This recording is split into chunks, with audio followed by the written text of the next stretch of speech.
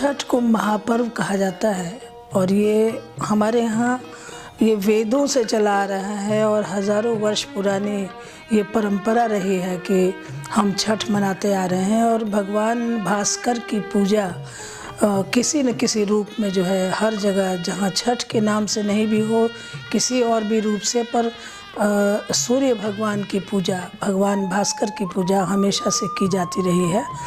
महाभारत में, पुराणों में हर जगह इसकी चर्चा है। कर्ण ने भी अर्घ दिया था।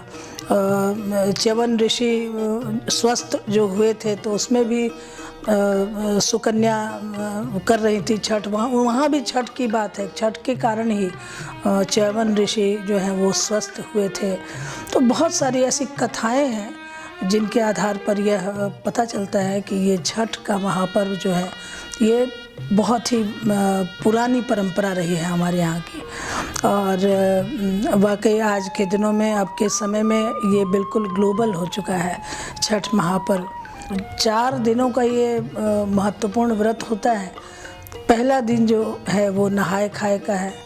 अरवा चावल, कद्दू की सब्जी और चने की दाल, यही नहाए खाए के दिन जो है वो व्रती खाते हैं।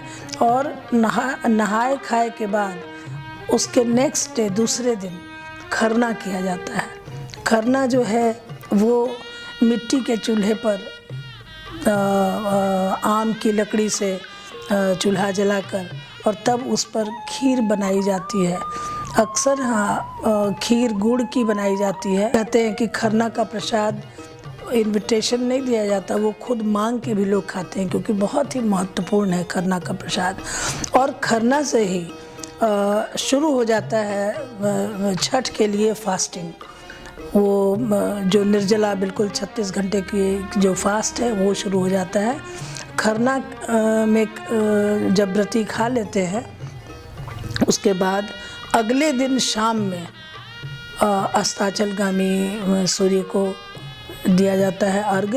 और फिर चौथे दिन सुबह में जब भगवान भास्कर उगते हैं, सूर्य भगवान उदय होते हैं, तो चौथे दिन सुबह में उगते सूरज को प्रणाम करने, उनको अर्घ देने व्रती जाते हैं।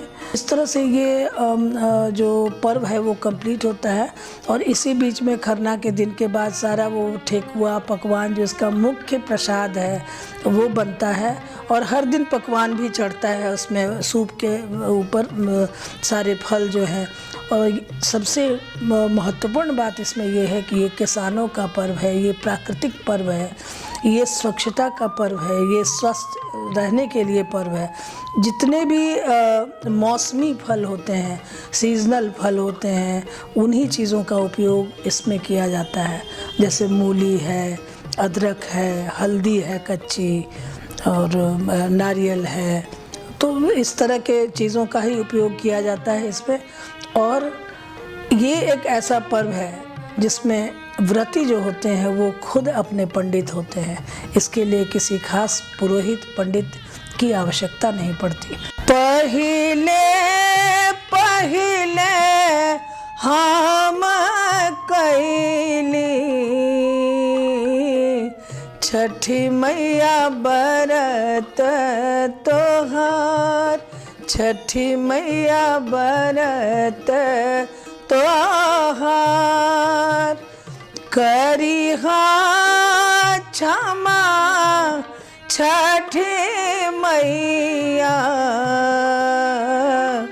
भूल चूक गलती हमार, भूल चूक गलती हमार।